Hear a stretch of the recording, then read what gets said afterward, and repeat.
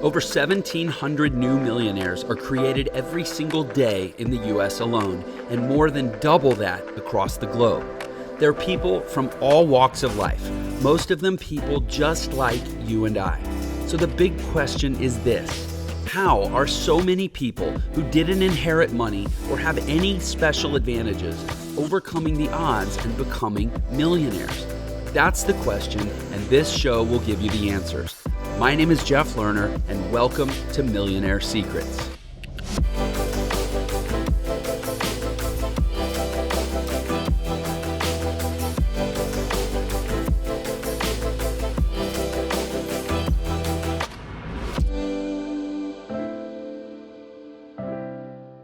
Welcome back to another episode of Millionaire Secrets. So grateful that you are here for another fantastic conversation with a fantastic guest. We are joined today by Connor Dube. He is someone that I'm actually excited because we got to have a kind of a pre-get to know each other conversation before the show. So I already know that we have like jam and chemistry and that it's just going to be an amazing conversation. Connor is really a specialist in B2B development, really helping business owners across the spectrum. I mean, all types of business owners just thrive and grow their business in the digital economy. He's an active speaker.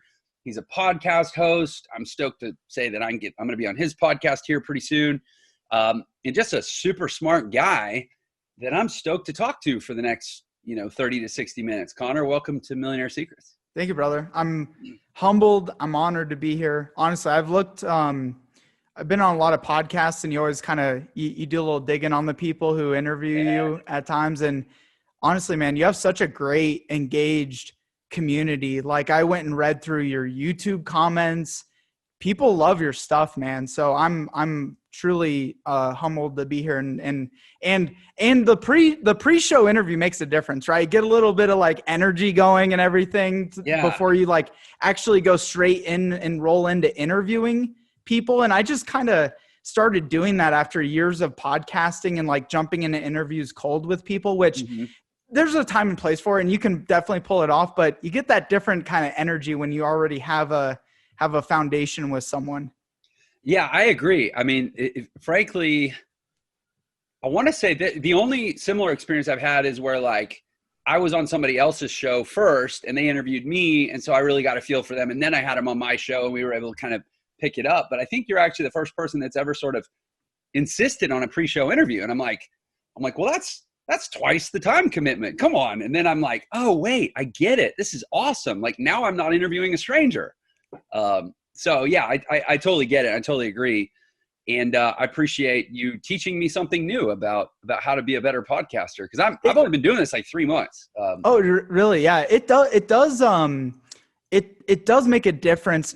Some guests, like some of the guests with like, some of them will do it. Some of them won't do it, but I almost always try to push for it. Even if it's 5-10 minutes, just to like feel someone out.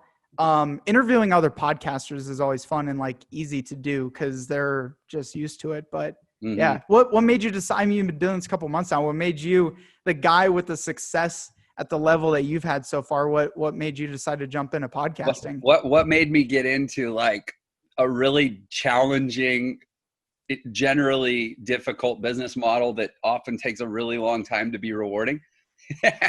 Yeah. Which I knew going in, by the way. I'm not saying that as like some like bitter person who's realizing that what the heck did I just sign up for? No, we knew going in that a podcast is a long game. It's a slow build. But the relationships, I feel like I've frankly been about as successful as you can get as a digital marketer who sits in his little bubble. And I live in a small town in St. George, Utah. It's not like I can go to a meetup group and meet, 50 guys that all run $100 million companies. Like if right now I'm in a hotel room in LA. If I lived in LA, I might not feel like, oh, I should start a podcast. I'd be like, oh, I should just get involved in the local chamber or whatever. But from where I was, I knew that relationships were going to be the key to taking my business to the next level.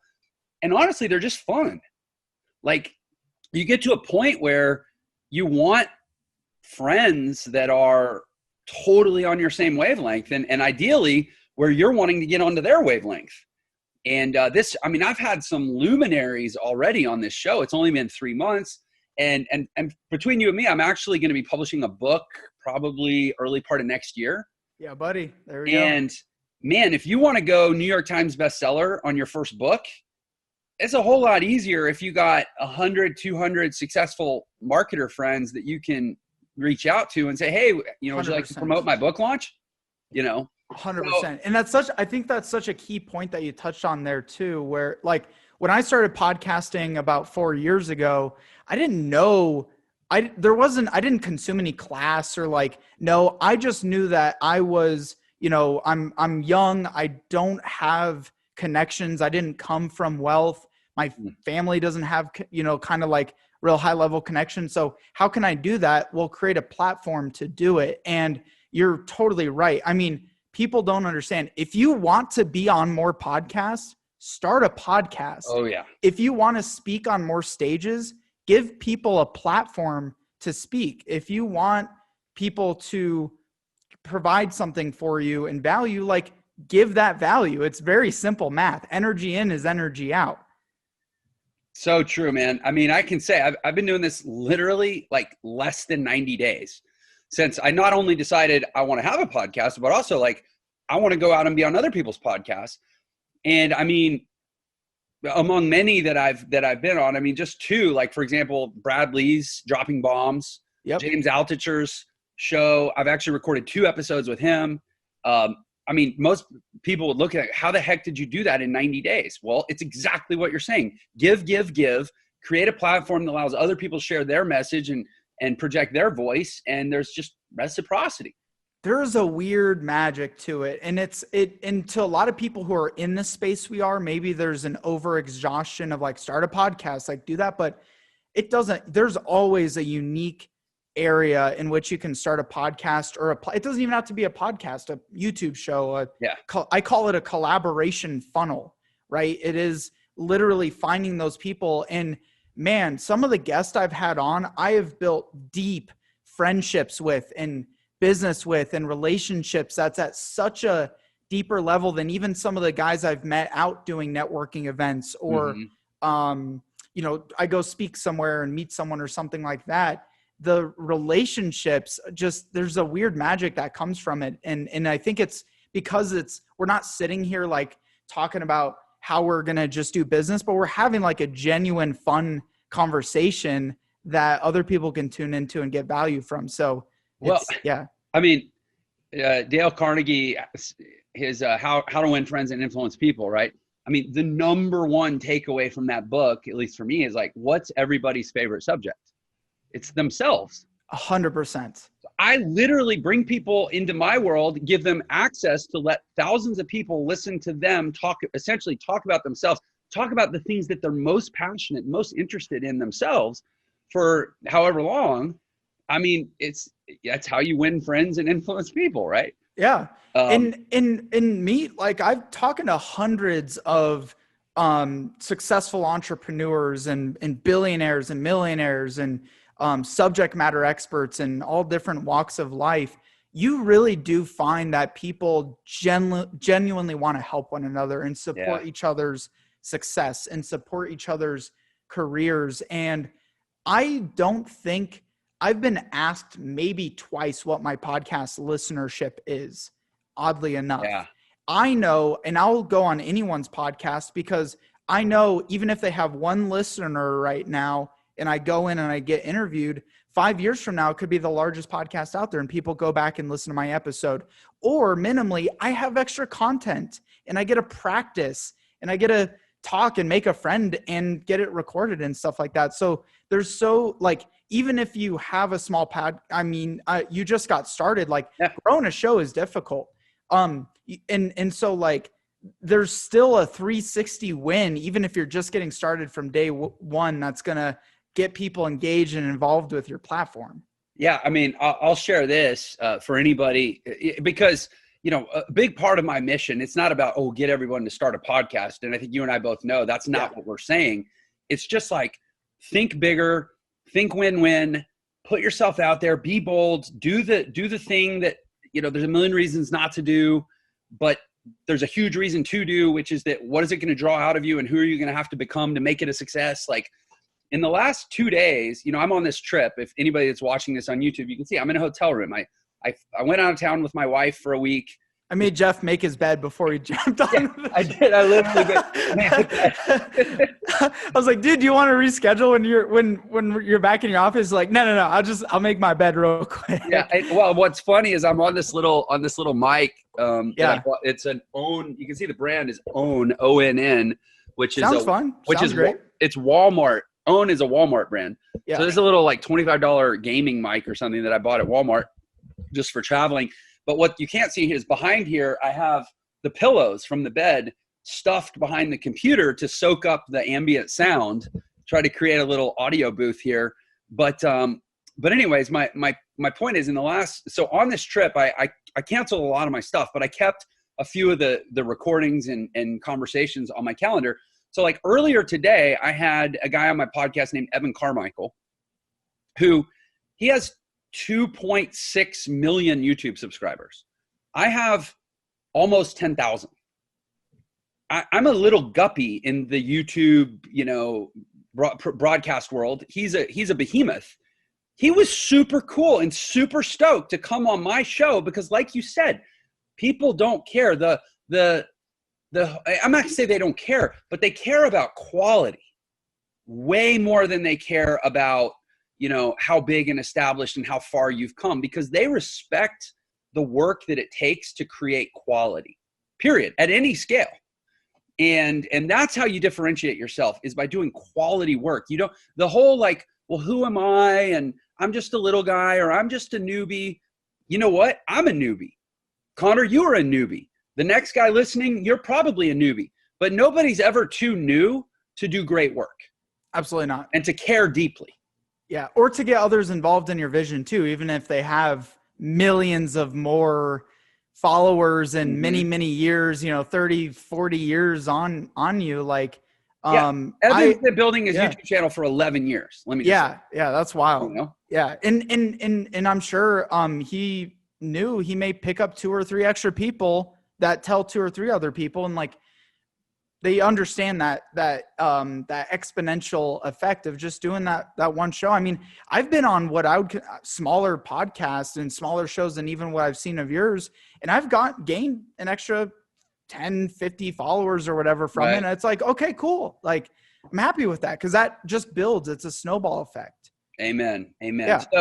So we were talking before I hit record, and we were starting to get into some like real / even like dicey territory. We were talking politics. We were talking like, I mean, 'cause I'm in LA right now, and LA is like, you know, having like some kind of like nuclear holocaust right now, where like there's still total strict the pandemic, now, right? You know, businesses are shut down. Nobody's going out. Like we ordered, or we usually go to Mastro's. It was like one of our favorite restaurants. And we had Is your guys' pool open and your gym in the building open? Will they let you in there? So listen to this. When we came out here, I called 30 hotels in Santa Monica, Beverly Hills, and West Hollywood. It's like all the decent hotels in that whole area, to find one that had their gym open, because my wife and I, we will not miss workouts. It's just one of our keystone habits. Out of 30, there were only 3 that had functioning gyms.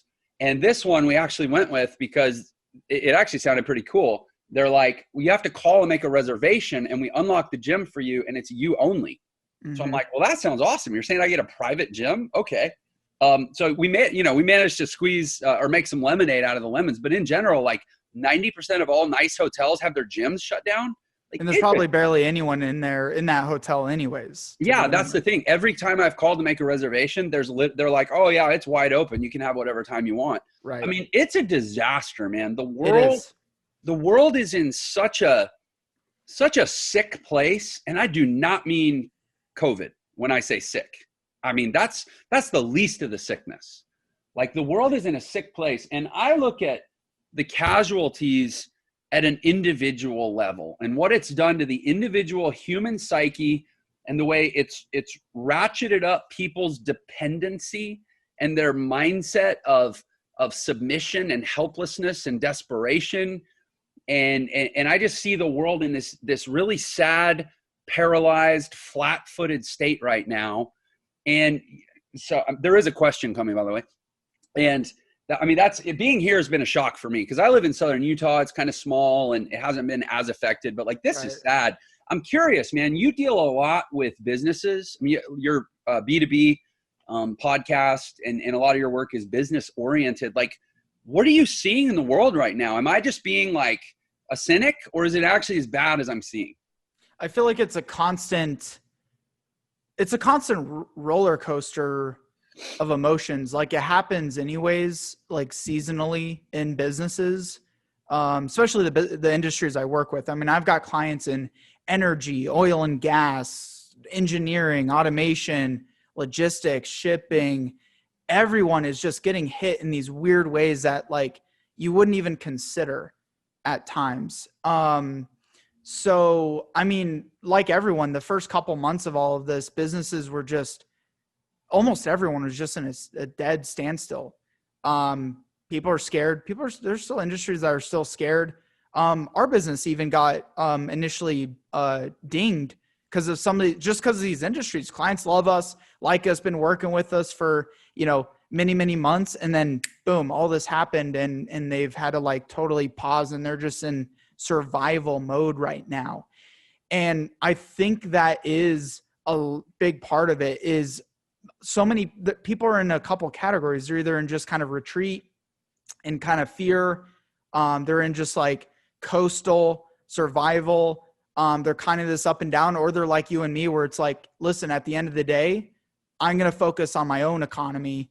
And in politics, those are things that are to consider, and where I live and the outside forces. But at the end of the day, I am my own economy, so I can only be in control of myself.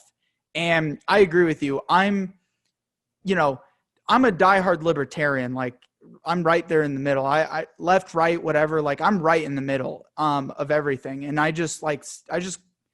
there's shit on both ends, but I am so surprised. I never thought, as a young, proud, American dude, I've traveled all over the world, been to Europe. I lived in Europe for a little bit, for just a few months. I've been to Israel. I've been to Mexico. I've been to Croatia, like these places. And first off, most places, like most people you talk to are so envious of you being an American, because you literally live in the best fucking country in the entire world with the most amount of opportunity.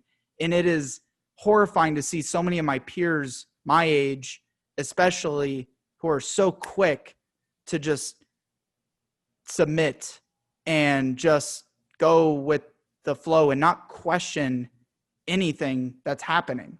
And it scares the shit out of me, honestly. It is terrifying, And business owners, not to cut you off too, but surprisingly, so many of these even senior level business owners who I know, and some of these guys are I even know as like conservatives, and some of the stuff they're saying, it doesn't make sense to me, especially now where we're at with the data we have, even set coronavirus aside, even some of the political issues that are happening right now. It's like, are you guys really opening your eyes at all, or just burying your head in the sand? It's so weird to me. And I say this, my show is about inspiring individual excellence. I want to say that up front. Like, if you've listened to me for any length of time, I hope that you already know that, or you already feel that. But if not, let me just tell you, my mission here is to inspire individual excellence. It's not to inspire collective conformity.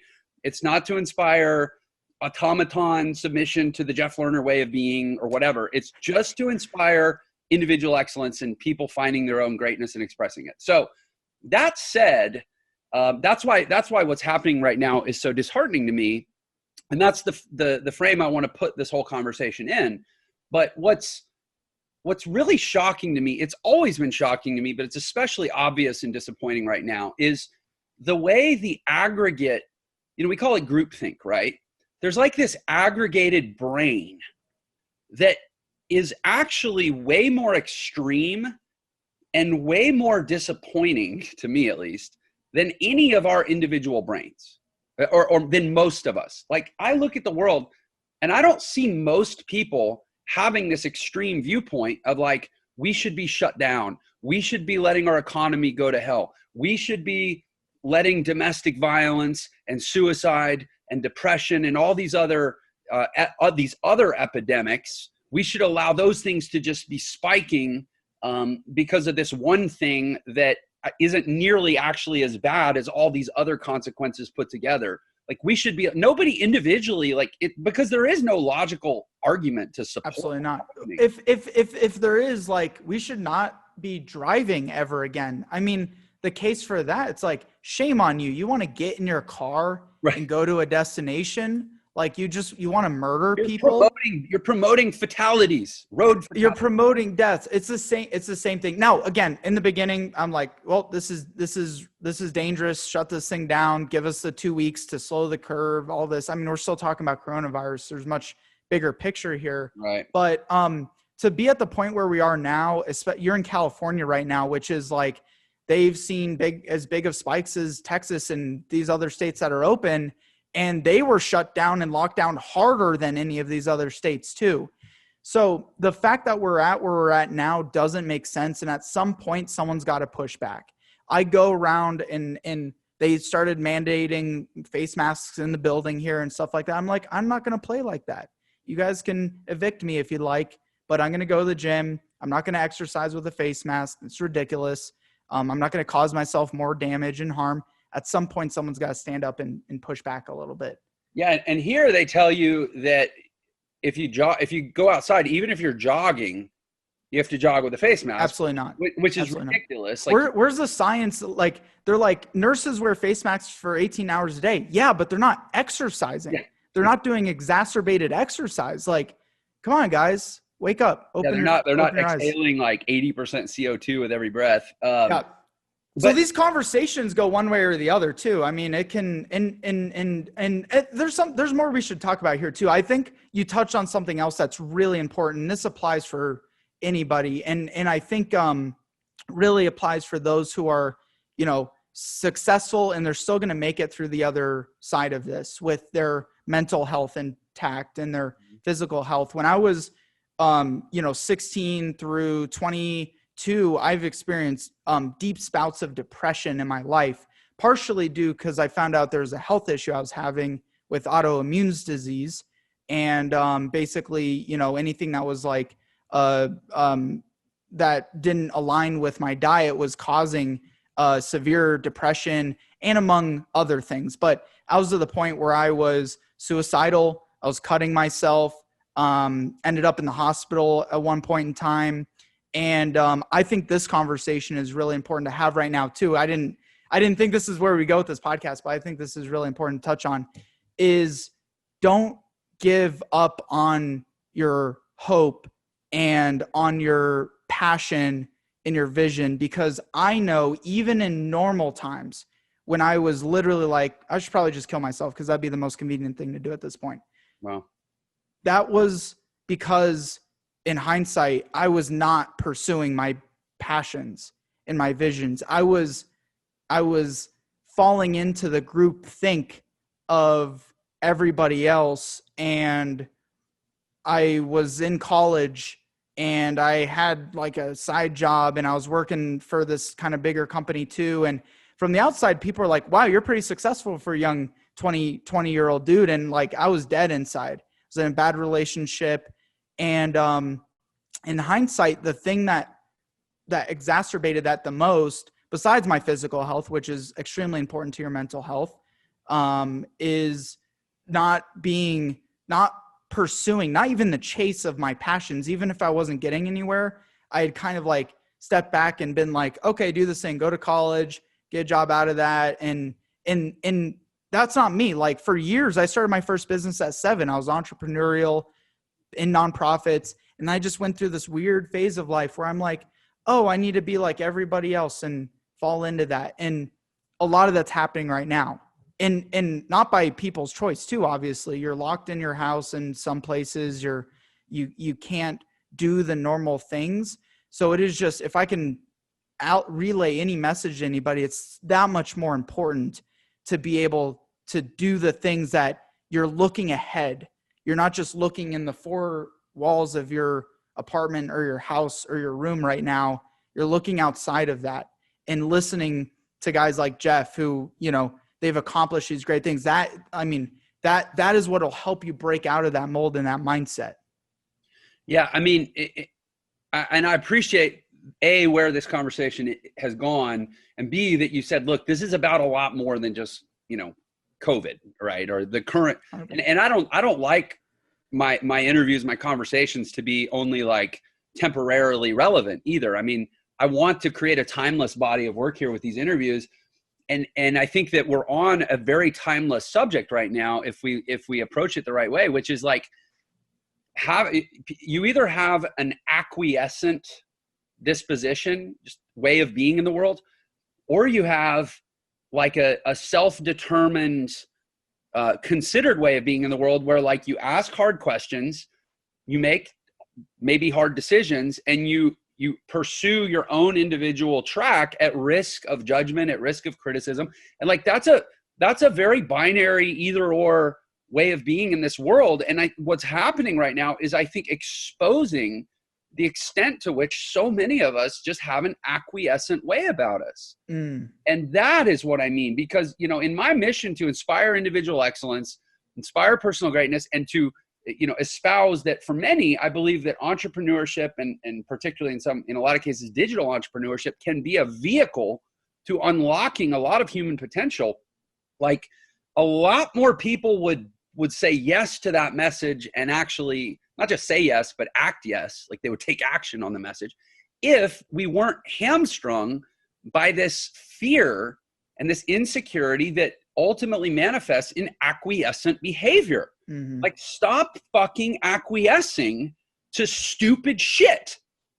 And that like the group think, like, you got to ultimately do what you know is right and what makes you happy and excited and fired up and passionate. And even before this, like, this podcast will be timeless because this period that we're in history, which I'm so grateful to be going through as a young entrepreneur and someone who's like, you know, like, to many others, just getting started with my life, and like, to be able to go back and have this experience. But on the other side of this, things are never, ever going to be the same. They're going to look back at this period of time in history books for hundreds of years from now. But it was already important before COVID to be able to break from the mold, because so many live that same life I was, where I was really just broken, sick, unwell. From the outside, everything looked great.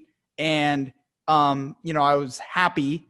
But also, Robin Williams was a great comedian and committed suicide. So you never really know what's going on behind the scenes a lot of the time with people. And I know so many listening to this probably fall in that category too. Number one, you got to talk to someone, and you got to share your dreams and share your goals. And if someone's critical of you for that, then you're in the wrong circle, bro or gal. You're in the wrong circle. That's number one, is you got to communicate that out. And number two, you got to have that passion to be looking to not just, it's just another day and I'm just going to go with the flow. Another day in quarantine, I'm just going to, whatever, might as well binge some more Netflix. Like, start building something. You'll find it's hard to do. It's like trying to go to the gym after not going to the gym for a long time, but just you start taking those incremental steps, and all of a sudden you find yourself in Jeff Lerner's position, successful entrepreneur, millionaire. I appreciate, I mean, I know we're just totally on the same page here. I was listening this morning to a book, Man's Search for Meaning by Viktor Frankl. I don't know if you've ever read it, but no, but I certainly will. Oh my gosh, man. I mean, and listen, there's plenty of books written on the Holocaust. There's plenty of firsthand accounts of concentration camps. And I mean, there's no words, like there's nothing I have to say that even brings additional insight to that type of conversation. But what's so inspiring, or the reason I'm particularly listening to this book and why I would recommend it, is it's not just another account. It's not just another horrific description of terrible things. Viktor Frankl, he was a psychiatrist who created something called logotherapy, which is all about nurturing people. You know, it's therapy, it's therapeutic application of what he figured out in a concentration camp, which is that like the key to happiness and human thriving is basically meaning. We want to mean something. And he figured this out in a concentration camp where everything is stripped away, where a human is reduced to their most their meaninglessness. 100%. And that was the real horror. You know, he's like, when you're in a concentration camp, the horror of it isn't even dying. He's like, half the people commit suicide. It's like, well, I'm going to, you know, it's not even life at that point. It's the meaninglessness. And that's actually what the Nazis were doing, was they were trying to take this proud people and eliminate any shred of their pride or even their humanity and just reduce them to pure animal meaninglessness. And you know what, he built this whole therapy. It's an amazing book. That's, you know, not the point here, except I will highly recommend it. But I think it informs exactly what you're saying. So I get like kind of emotional because it's a really moving book, but yeah, what you're saying, like, we want to matter. 100%. And it sounds to me like what you were experiencing at one point in your life was this feeling that, hey, I'm checking all the boxes. I'm superficially doing things that look good to others, but like, this isn't the meaning that I want to have in this world. 100%. And so many are in that, and it is very applicable. Yeah. 100%. Like if my family escaped Germany during World War II, my grandmother and grandfather came over to New York when they were 3 and 4 with their family, just barely escaping. Wow. And so, yeah, if you can read accounts like that, even though it's dark and terrifying, but really take check and take audit. And this also applies to how people perceive our country right now as well, is that put things into perspective, really put things into perspective for yourself. And you might just change how you're looking at things right now. And the other side of things too, is it's like people get so annoyed at me because I push back on the face mask thing. And I'm like, okay, listen, my family escaped Nazi Germany in World War II. And you got to realize, first it was 2 weeks to slow the spread. Now we're months down into this, and it's just one baby step after another. And if you just want to keep complying, good. If you want to consider me selfish because I push back on something like that, good. But I watch, you know, we all in history, 6 million of our ancestors completely wiped from the face of the earth. And it was a slow sequence of small concessions and compromises. And I mean, it's like anything, it's death by 1,000 tiny cuts, only the cuts get a little bit deeper every time. Exactly. 6 million. Yep, that was right. I had to Google it. I'm like, was that accurate? Yeah, 6 million. Yeah, it was 6 million. 6 million. So like, yeah, that's it's not intended to be conspiratorial. I'm not trying to get all like really out there. It's the group. That's a group think that I fear. It's not. I don't think we're being rounded up to be like mass murdered. Like, I don't think that's what's happening here. But you really, if you find yourself angered at something, or you're leaning politically one way, take a look at who also around you. What are they saying? What are they talking about? And is it one group? Are you surrounding yourself with both sides of information and all, you know, are you contextually kind of filling yourself in? That's how I go about business too. Like, I look at everything. Like, I'm not tied to the way I do business and services and the way I serve my clients. I'm constantly making changes, and I apply that in all areas of my life. I'm constantly questioning and pressure testing my own ideas and trying to find the opposite in the opposing viewpoint. I love opposing viewpoints of mine. Love consuming that information on sales, on marketing, on business development, on podcast, on, you know, politics, all that good stuff. I wish I could employ more people to approach life that way. You know, I live in a little town called St. George, Utah. it's a little cluster of towns in this little Washington County, Utah area. And it's a really interesting town. It's about 50% roughly Mormon, at least Mormon by claim. There's probably even less that are like serious, devout, don't miss a Sunday kind of Mormons. I'm not LDS, which LDS means Mormon. It's like a synonym. My brother's in Utah. He married a Mormon girl. He's not Mormon, but he converted, and they moved and they live in Utah now, actually. Oh, there you go. Yeah. A lot of them do live in Utah. Yeah. And actually, I think we're not supposed to say more. I think they tried to they shake off the Mormon term or something. I don't know. Huh. But anyway, here's my point. It's in terms of people that are serious adherents to Mormon practice in St. George, it's like less than 50%. Yet, almost every business in St. George is closed on Sunday. Mm. And so, that every business owner, most business owners in St. George, statistically, the majority of them are not serious practicing Mormons, just based on the population. So they're not closed on Sunday because of their own personal beliefs.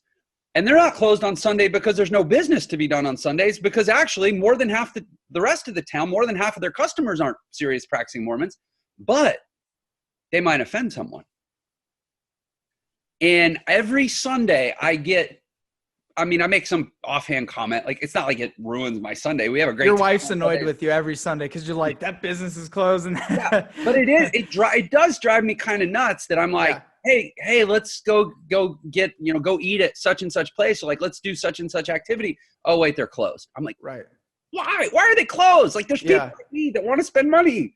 And, it's like this little window into the same thing we're actually talking about, where when everybody starts making decisions based around not what makes the most sense, not what I even logically believe, but what avoids upsetting the most upsettable people. Then collectively, we start to go down this path that individually none of us ever would.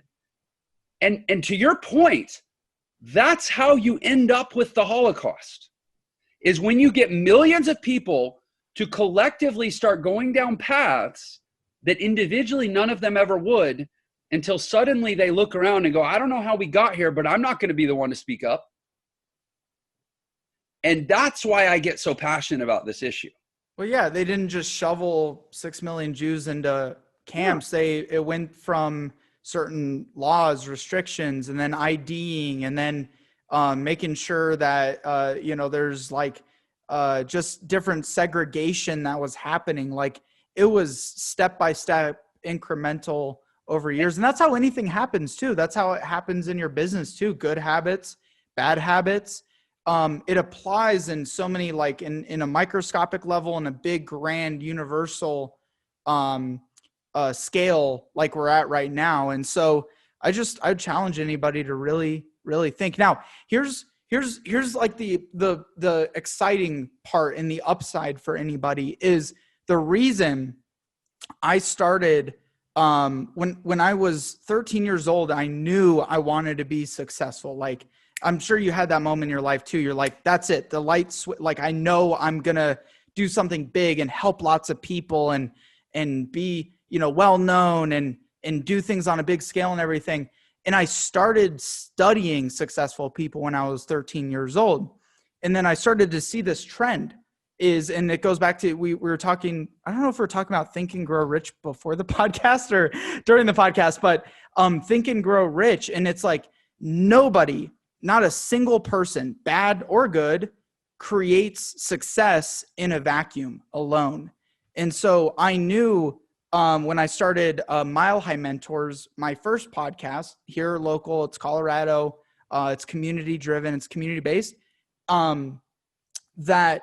that could be a way for other people to connect up with mentors. And I knew I needed mentors. And so if you're sitting here trying to figure out like, okay, I'm stuck, like all this sounds good, and I know I need to take that step and go into entrepreneurship and start a business and go work with Jeff. Well, get a mentor, get other people around you like that are either going to influence you in the right way or they're going to influence you in the wrong way. It changes your entire life for the good or the better. right now, I think too many people their mentors are the media in the news and what they're just reading on Facebook newsfeed, rather than sitting down and actually having a conversation with someone who has accomplished where you want to be and has gone through those steps of where you want to be. Because good or bad times, all the same basic principles apply to success. Man, you just said something powerful and convicting, I suspect, for a lot of people. The concept that the media is your mentor. If you don't, here's the thing. It's not just say, oh, the media is not my mentor. Okay, great. Then who is? If you can't name someone who's more your mentor than the media, then there's a good chance the media is actually your mentor by default. And it doesn't have to be media like, oh, bro, I don't watch Fox News, or bro, I don't watch CNN or whatever. Social media is the media. Oh, if you're following your friends and they're reposting stories and news stories, and that's what you're consuming, and that's where you're getting your collective information, that is the media. And those are your mentors. That is where, make no mistake, you're being influenced and you're getting information that way, good or bad. But it is perceiving your point of view on life and how you see life. And it may not be allowing you to have that overview effect. Yeah, I think a lot about, I was literally talking to somebody about this yesterday. I was up at the pool, work between calls, and I just randomly got into a conversation with someone, and we were talking about, it's so weird, the things that you talk about when you hate small talk as much as I do. Yeah. I'm talking to this person at the pool for like 10 minutes, and suddenly we're talking about entropy and the laws of thermodynamics and how everything decays over time unless you intentionally build, and that's like what love is and all this stuff. But my point is, sounds like a cool conversation. It was a really cool conversation. I would totally get into that. But what my point is, I think you have to realize the human, and I've realized this for myself, the human mind, I mean, we're all subject to that concept of entropy and decay over time, that like, unless you are very, very intentionally and willfully and consistently putting amazing quality information into your brain, then your brain, the quality of the thoughts and ideas in your mind will decay over time. Just like if you're not really proactive about your fitness and health, your body's going to shit. It's just what happens unless you like exert against nature.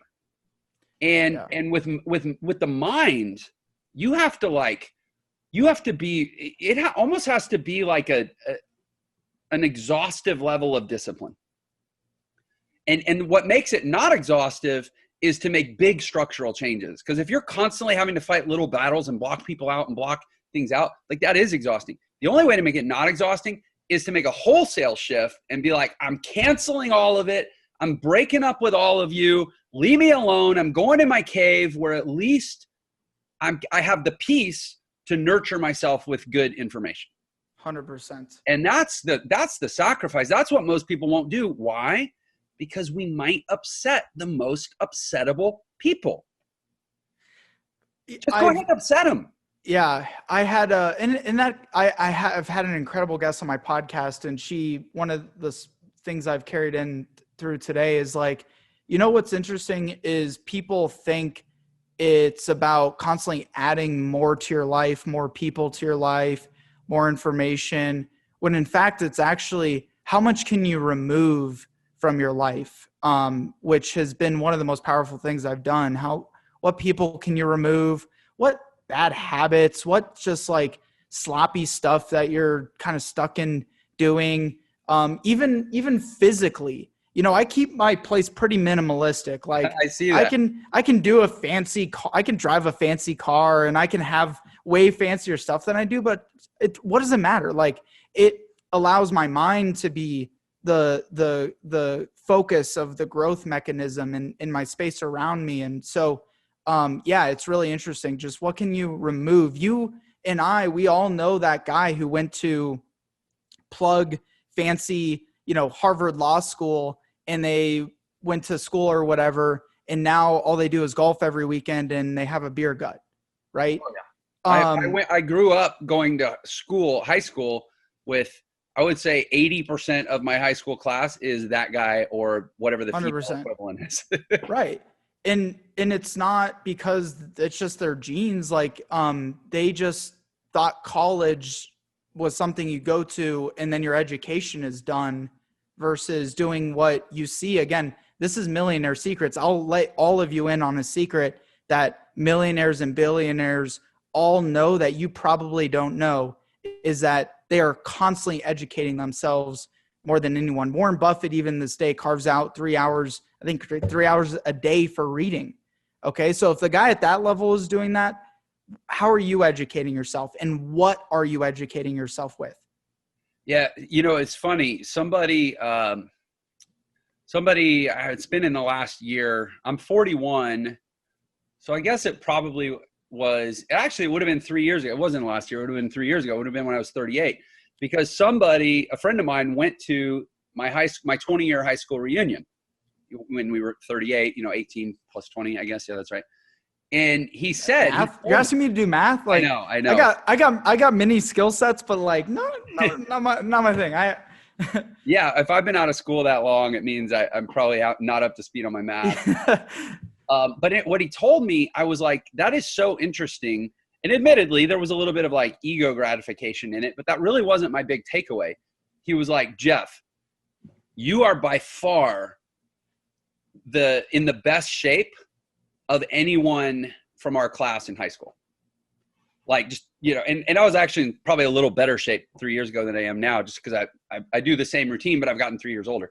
And I was like, so what's funny about that is when I was in school, I was like the chubby, nerdy kid who always got picked last at sports, was by nobody's vote for like the fittest kid, and really wanted to be a better athlete and felt like a loser and had a lot of body issues and shame and stuff, which means it's not about natural gifts.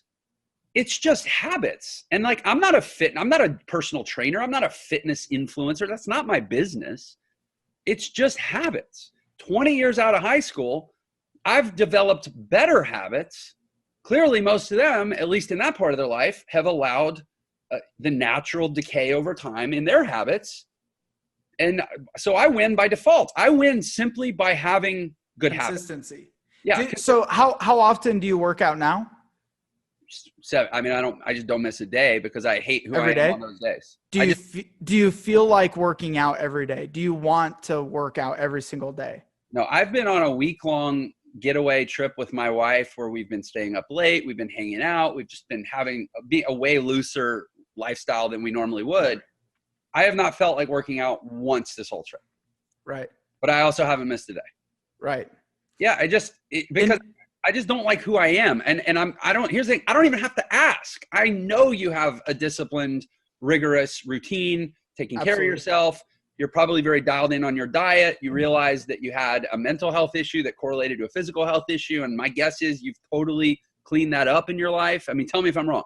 Yeah. I've almost out of necessity, I'm so grateful because I wouldn't be able to give back, in the ways that I'm able to, and pour into people the ways that I'm able to, because I'd be dead. Like if I didn't fix anything, I'd be dead physically. Like I was deteriorating because I was so sick and could just barely, I wasn't absorbing any nutrients or food or anything. So it was bad.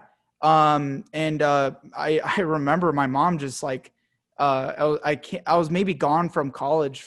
Like I hadn't seen her in like maybe 5 months or something. And she just looked at me. She's like, you look like a skeleton. Like you look so frail. I'm like, what do you mean? I'm fine. And all this good stuff. But, where's it going with that? So yeah, absolutely habits. But here's the thing. I think people from the outside looking in, they see me and see how much content I put out in videos and podcasts and,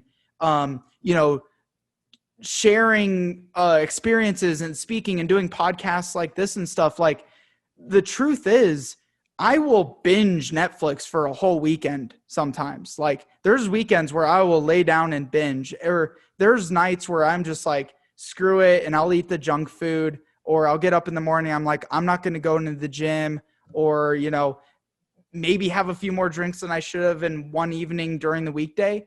But here's the thing. And here's what I've just learned in creating habits is the reason I've had the success I've had is I'm not always up and consistent. Like, I'm not always like this. It is always like this. The difference that I do compared to other people is when I'm up, I really take advantage of that. And I go all in. In 2 hours, I'm more productive than most people are in a 5-hour period because I've optimized myself for when I'm in my peaks. And then when the valleys come, I let them come and I rest and I relax and I don't stay up till 1 a.m. grinding on my business because that's fucking stupid. And I want to have a happy, healthy life when I'm 80 and still be able to do stuff. I rest. I force myself into bed by 9 or 10. I get up at the same time every day, but I don't always feel the same every day because I'm a human being, no matter how optimal I am.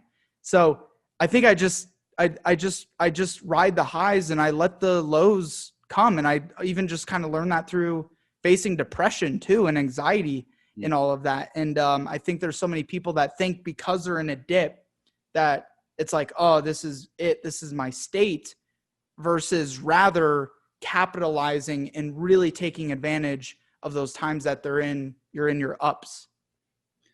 Yeah. It's almost like thinking this is my life rather than just like, no, this is the season, or this is the cycle. There's always seasons. Yeah. But nothing like, look at that whiteboard. Like, that whiteboard looks stiff and square and flat. But if you take it and you expand it out thousands of times, I don't know if that's right math, but it's got crevasses and valleys and it's rigid and there's like all kinds of dips and flows. Like, dude, nothing in life is like this. So if you see other guys who are, you know, successful and more successful than you, don't be fooled. Like, nobody is perfectly like this. There's always that going on in everybody's life. Yeah. You're just not zoomed in close enough to see it. And I think about that a lot in my own life. I sometimes make comments to Jacqueline. I'm like, you know, admittedly, I've done a decent job in the last 2 years of projecting this person out to the world via online to create an impression of who Jeff Lerner is. And a lot of times I'm like, man, if people could really see, like, just see me in this moment, like they would just run away screaming. But you're right, man. That's everyone. I'm curious though. So you had what sounds like a really a challenging time, which I want to say I really appreciate you being so authentic about. Because here's what I know is that as soon as you opened up about that, a lot of people listening to this podcast just kind of leaned in and were like, oh, wait, I relate. I connect like this. There's hope almost potentially. What was the process for you of having the awareness to identify the issue, not to get bogged down in it and deteriorate, and ultimately to transcend it, to become who you are now, which is like, you're one of those guys that people probably think just lives up here and like has no right. How'd that happen? Like, dude, how do you have so much energy and you're up all the time? I'm like, no, I'm not. Like, I literally had to sit on my couch and do just like 15 minutes of meditation to get my energy back before this podcast, because my day had just been like wild. I've been in meetings all day long. Like, I was exhausted before I jumped onto this call. But now I'm energized. So to answer your question, it was years of buildup. I mean, there were several tipping points. Like, it was so bad that my psyche, I thought I was going to end up in a psych ward at some point, because the weird thing about, I'll even be more specific if anyone's interested. I had basically what's called leaky gut syndrome. And it's a type of, it's basically a deterioration in your gut. It can come from many forms, having too much in antibiotics at some point, or just bad genetics, or there's so many different categories, or so many different reasons that could be an issue, but it causes psychological issues, causes physical issues.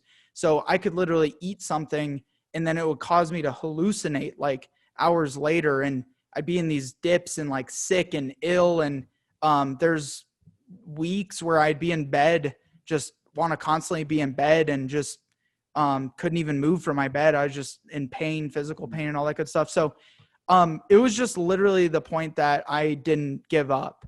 And I think that is the point. And I think anybody would tell you that, whether they're locked in, locked up in the Holocaust, or they're in quarantine right now, or they're facing other physical, mental, psychological issues, is like, just don't give up. I just didn't give up. So I just kept seeking and trying and testing and obtaining new information. I found what worked. I doubled down on it.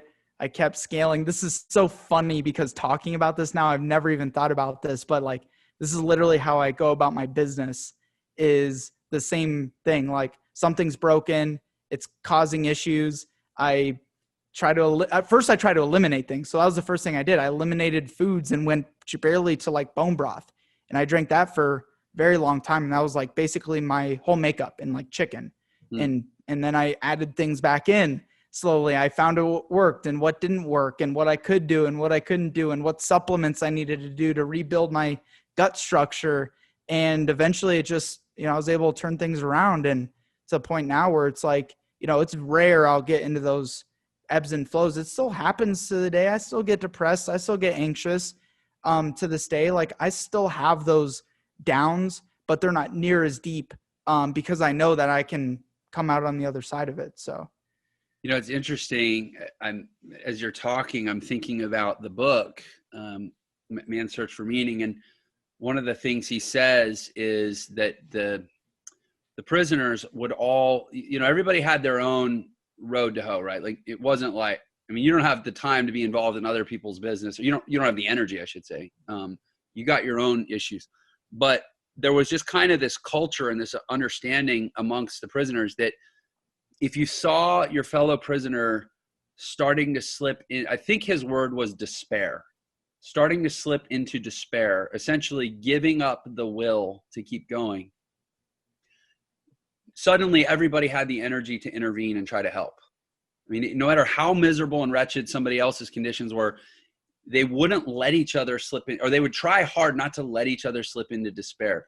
Because he said there was a point in a prisoner's being where once they crossed a line into despair and true hopelessness, they never came back. There was just no saving them at that point. And so they realized that that's the critical moment they have to protect against, or they have to do everything they can to lend their energy. Think about these people, these emaciated, abused, exhausted people, that they have no energy to spare for anything. And yet they knew enough to try to support each other from slipping into despair, and it's almost like that's what you're saying. Despair is that hopelessness. That's what you're saying. Giving up. That's where it ends. It's like there's no, and this is such cliche.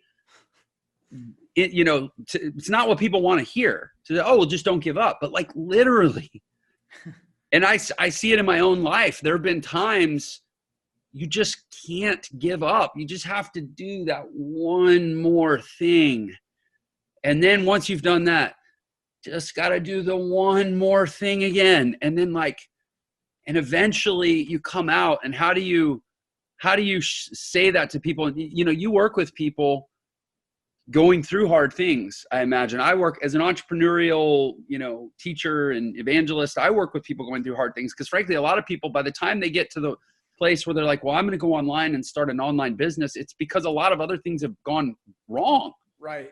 And so I'm curious if you've got a hack or a way that you have found success with getting people that are flirting with giving up to just take that one more step or fight for one more day. Like, do you have any thoughts on that? Yeah, you already answered the question. You don't have to do anything. Find other people that will help elevate you when you're in that situation. Find the other people who you can lean on to. Find a mentor. A mentor doesn't even have to be like, I got to go hire someone. Like, a mentor can be someone you look up to. And I have many mentors in my life. Some I rely on for health and relationships and wealth and wellness. And I have different categories for different mentors. And so other people are going to do that for you when you feel like you're just absolutely at the bottom and you can't even take a step further. I mean, I have wanted to give up so many times, like probably this week I've wanted to give up 3 or 4 times already, on certain things. And it is, you literally hit it. It's just that one extra step, that one extra painful movement to the other side that'll give you the momentum to keep going. The Navy SEALs, and I love that you said that. And I'll also add from something else you said earlier that, like, generally successful people really do want to help. They love helping people. And so absolutely, they're great. If you need help, it's great to have surrounded yourself with successful people, because successful people like to help. It's actually, I don't want to say poor, but like poverty minded, desperate people that they're the selfish ones that don't like to help, because in many cases they don't have the luxury. They got to worry about themselves, because I always say poverty is the most like selfish thing in the world. 100%. So it makes me think of the Navy SEALs have this saying. They say, like, start getting ready now, because by the time you need to be ready, it'll be too late to get ready. Exactly. It's kind of the same thing here. Start putting the relationships in place now that you're going to need when you really need help. Because by the time you need help, it'll be too late to go get those relationships. Absolutely. Dig your well before you're thirsty. Yeah. You mentioned you're going to be publishing a book next year. So, right now you're building relationships. Like when you publish your book next year, like, dude, I'm going to share the shit out of your book, because we're homies now. Like we did and you provided me the value of having this conversation that I've never gone this deep into a podcast before on these topics. So, you've provided me huge value in this conversation, and, anyone can do that. Anybody can do that for anybody, no matter how far out of reach they may seem. And that person that you really want to build a relationship with, they're not out of reach for you. No, not at all. And that's been the biggest aha for me through this process. And yeah, I mean, it's, I realized not even with this intention until now I've defined it and go, oh yeah, that's great. Like I'm putting relationships in place now that it'll be too late to go get when they have the most value for me. Exactly. And it's the same thing. And it's preventative medicine. Like have the right circle now, because there will be a day when maybe you want to launch a book, or maybe you just need to call someone who can give you good advice. You don't want to be surrounded by all your crappy negative friends calling to get advice from crappy negative people. So anyways, well, Connor, this conversation, yeah, man, this has gone in unpredicted directions that are amazing. And I honestly wish we had more time for it. Unfortunately, we both have time constraints. So we have to draw it to a close with probably an open loop to say we might need to do this again. 100%. And I get to be on your show here pretty soon, right? Yep. Yeah. So I'm excited about that. Let me just kind of make sure we ask you. So other people at this point, I suspect, heavily inspired by your story and your vulnerability, where can they go to get into your world deeper? You guys can find me pretty much anywhere. Connor Dube, CONNOR, Dube, DUBE. I use LinkedIn absolutely the most. Connor Dube there. I use Instagram, Facebook. You can go check out our podcast we're on all the major podcast apps out there, B2B Mentors. And if you're in Colorado, we have Mile High Mentors. And yeah, love to connect up. If there's anything I can help you with or something inspired you, then, I love meeting new people. It is probably my favorite thing in this world. Yeah, it's funny. I had on my notes for the show, it was like, I had LinkedIn marketing as a thing that we were going to talk about. Yeah. Great at that. Don't worry. I have plenty of content for you guys. This conversation, I guarantee you, is way more valuable and foundational to anything that you do, from marketing, sales, business. We live in a world where business and personal life are no longer separated. Yes. And so having these things in account and not just grinding yourself to death is so uber important. And I align with that. Yeah, amen to that. Yeah, definitely go deeper into Connor's world. He has a ton of amazing marketing training and business development training that, we obviously didn't get into on this show, but it's abundant and it's very good. I've actually looked at quite a bit of it.